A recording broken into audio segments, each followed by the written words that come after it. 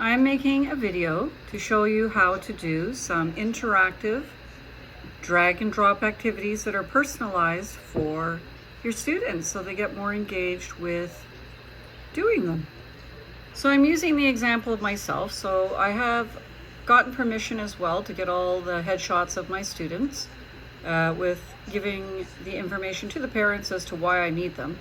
And I created this slide to work on winter clothing and labeling for text features and drag and drop for fine motor. So my students got very excited seeing themselves on the slide and really got into dressing themselves and found it quite funny that they were in it, and they really wanted to do the activity. So the first thing I had to do was make a background that stayed still and did not move.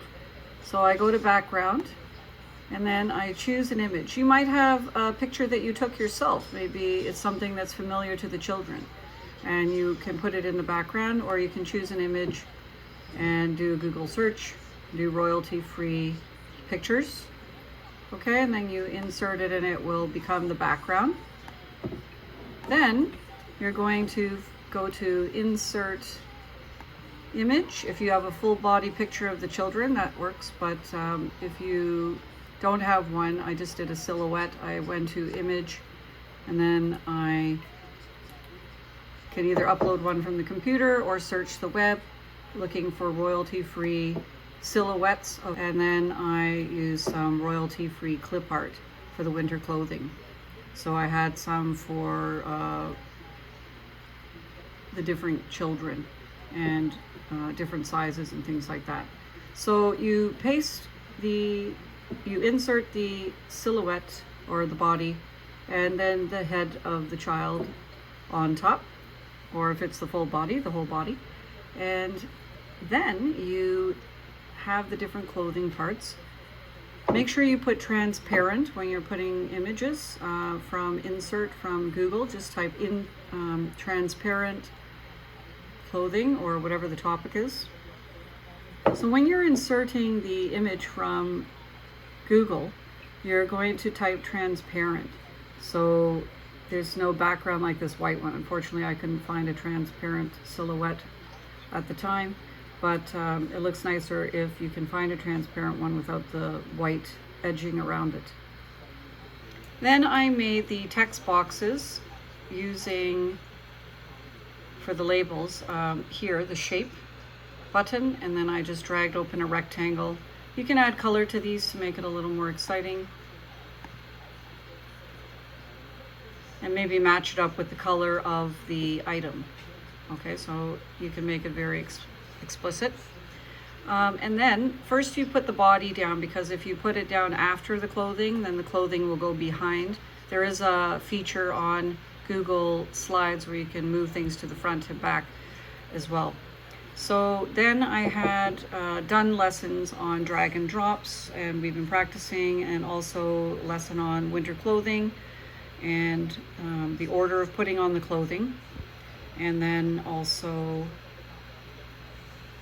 then the children had an opportunity to test it out and then dress themselves like this.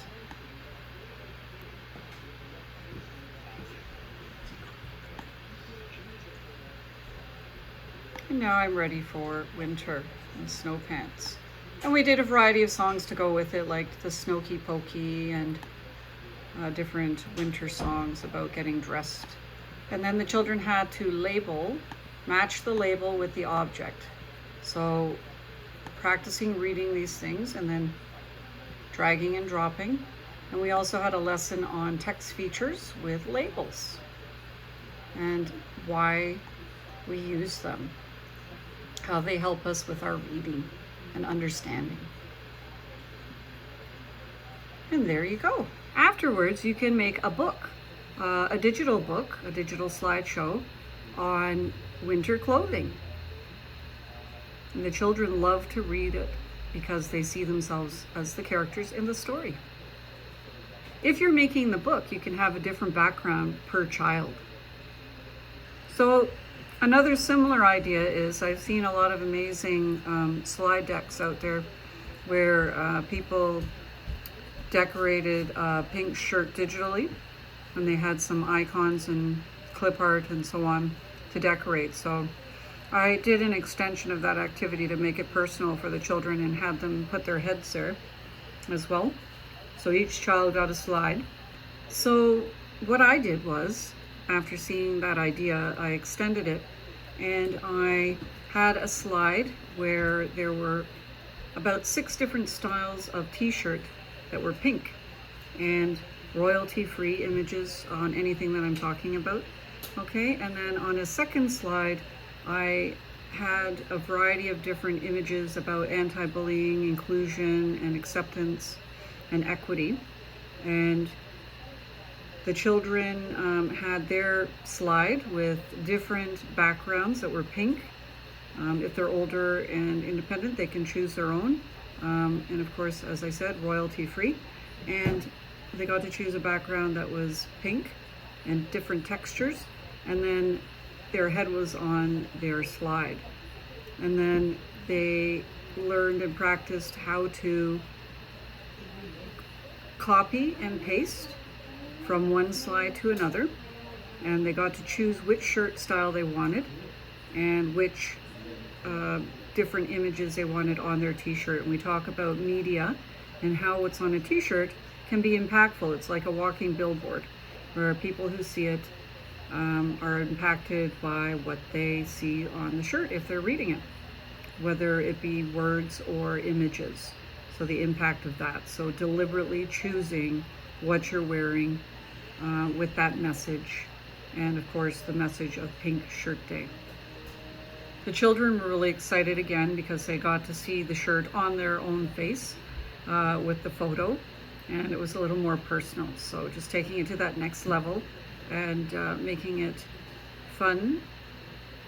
And again, we made a class book about Pink Shirt Day, and the children felt empowered and excited to be part of the movement of Pink Shirt Day.